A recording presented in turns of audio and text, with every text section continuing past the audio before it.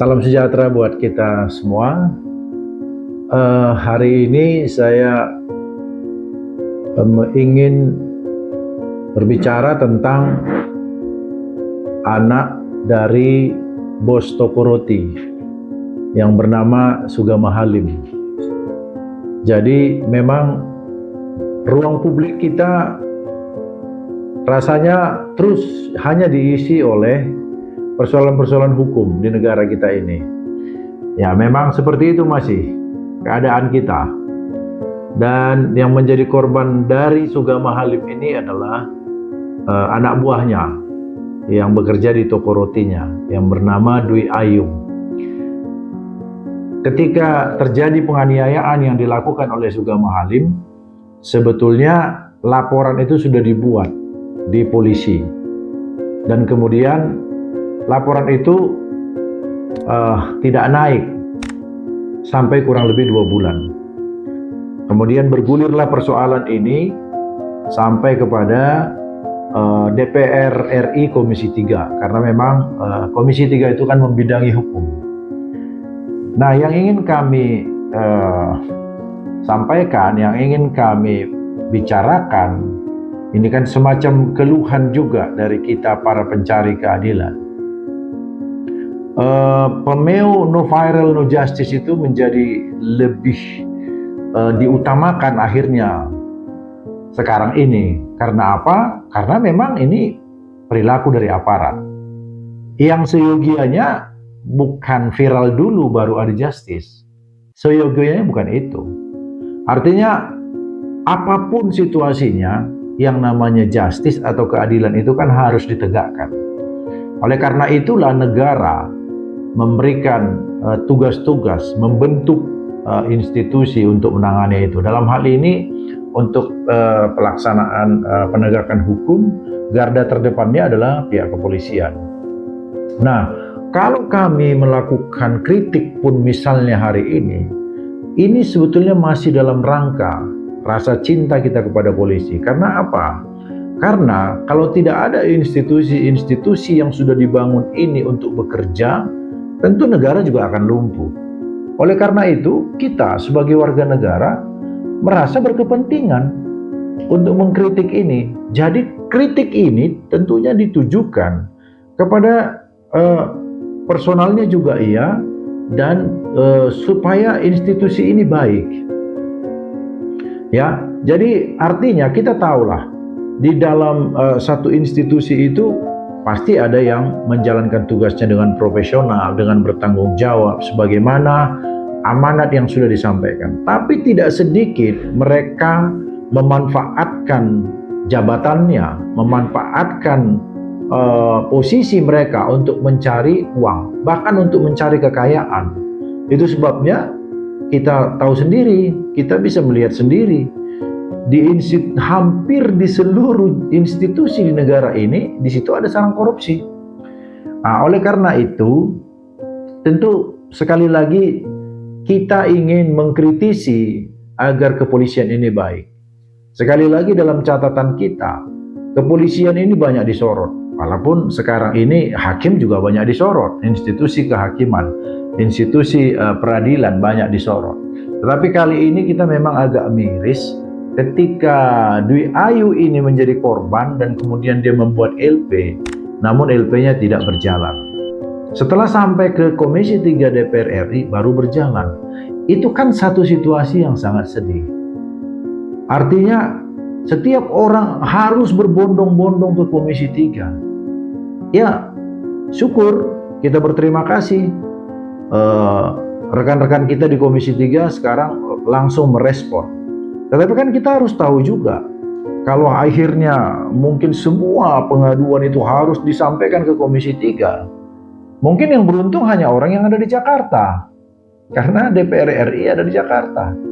Bisa kebayang nggak kita, kalau orang tinggal di Papua, orang tinggalnya di Banda Aceh dan di Kalimantan, bagaimana dia harus menyiapkan biaya untuk pergi menjumpai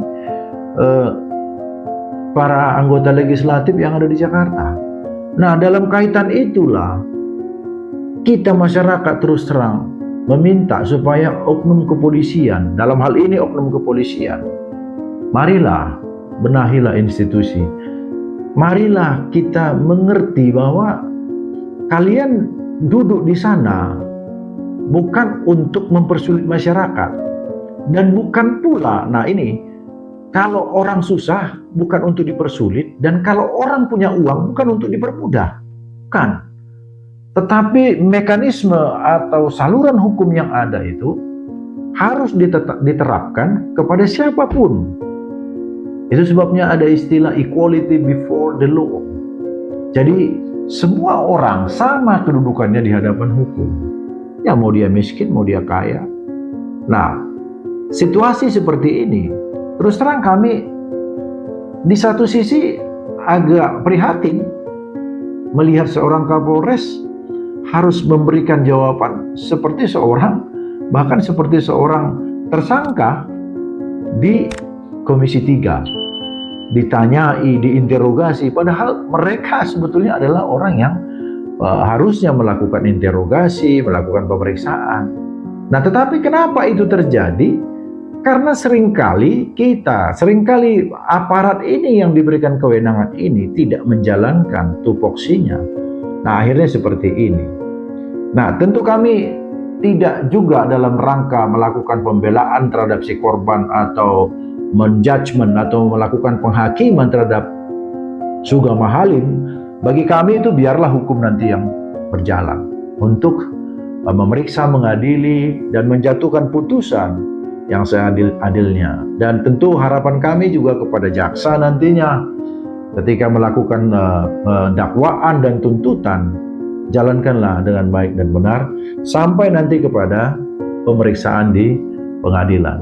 Jadi kami ketika mendengar no viral, no justice itu sebetulnya satu hal yang menyedihkan, satu hal yang memprihatinkan. Jadi rasanya persoalan hukum ini atau pencarian keadilan ini tidak lagi pada mekanisme dan koridor yang sudah dibuat oleh hukum dan undang-undang. Itu sebetulnya kemunduran. Karena apa? Karena dengan teknologi sekarang yang begitu tinggi, kadang-kadang kita juga nggak tahu apakah peristiwa ini peristiwa yang baru. Bahkan bagi orang-orang yang mungkin tidak melek teknologi, ya bisa termakan isu. Seolah-olah misalnya berita ini berita yang baru, tapi ternyata berita yang lama. Kan itu bisa saja terjadi. Karena apa? Karena orang sekarang lebih percaya dan lebih fokus kepada berita-berita yang ada di media sosial. Jadi marilah segenap anak bangsa, terutama para aparat penegak hukum. Karena memang ruang publik kita, kalau boleh kami bilang 90% ruang publik kita hanya diisi dengan persoalan hukum. Jadi sedikit sekali kita melihat di sana ada persoalan perekonomian yang membaik, bagaimana kebudayaan bangsa Indonesia ini mulai ditata dengan baik, bagaimana kelompok-kelompok sosial itu, interaksi kelompok sosial yang satu dengan yang lainnya, bagaimana kehidupan beragama, kita nggak lihat dan kita nggak dengar lagi itu. Hampir semua berita-beritanya adalah persoalan hukum. Jadi tentu ini memang tugas semua kita. Jadi marilah para aparat penegak hukum, para pejabat yang diberikan kepercayaan, janganlah jabatan itu kamu pergunakan untuk mencari kesenanganmu sendiri dan mencari kekayaan dari jabatan. Semoga keluhan ini bisa bermanfaat, bisa menjadi sebuah awareness bagi kita semua. Selamat pagi.